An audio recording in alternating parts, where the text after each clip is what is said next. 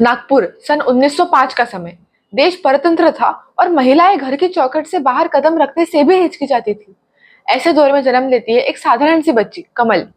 बचपन से ही जिसके मन में राष्ट्र के प्रति प्रेम और कृतज्ञता का भाव रहा। यही कमल आगे चलकर बनी लक्ष्मीबाई केळकर, जिन्हें लोग प्यार से मौसी कहते थे। She had a strong conviction that women of India are not limited by boundaries. They can cultivate and nurture like Jizabai, administer like Ahilyabai, and fight with unmatched courage like Rani Lakshmibai. From being mothers who shape visionaries to rulers who govern and fight with valor. उनकी श्रद्धा थी कि भारत की नारी केवल गृहलक्ष्मी ही नहीं, राष्ट्र की प्रेरक शक्ति भी है। इसी सोच से उन्होंने 15 अक्टूबर 1936 के विजयादशमी के दिन पर राष्ट्र सेविका समिति की नींव रखी। एक ऐसी समिति जो महिलाओं को केवल गाना नहीं सिखाती, बल्कि अनुशासन, राष्ट्रभक्ति और आत्मविश्वास की बीज भी बोती है।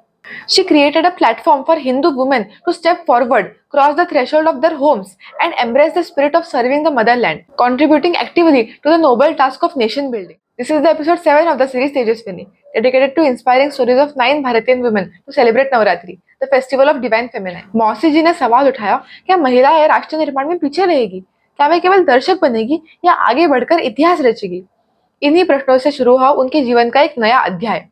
आज राष्ट्र सेविका समिति विश्व का सबसे बड़ा हिंदू महिला संगठन है, जिसकी शाखाएं सिर्फ भारत ही नहीं बल्कि विदेशों तक फैली हुई। यहाँ महिलाओं को योग, सैन्य प्रशिक्षण, सांस्कृतिक शिक्षा और आत्मनिर्भरता का पाठ पढ़ाया जाता है और 475 से भी अधिक सेवा परियोजनाएं गरीब और वंचितों तक मदद पहुंचा रही है। मौसी जी ने भारतीय नारी के भीतर छिपी अष्टभुजा देवी को जगाया, जिससे पूरी दुनिया ने देखा कि महिलाएं घर भी संभाल सकती है और राष्ट्र भी। आज जब हम नारी शक्ति की बात करते हैं तो सबसे अग्रणी नाम आता है वंदनीय मौसी लक्ष्मीबाई केळकर का। आइए उनके इस त्याग और समर्पण को नमन करें और याद रखें कि भारत की नारी शक्ति ही भारत की सच्ची शक्ति है।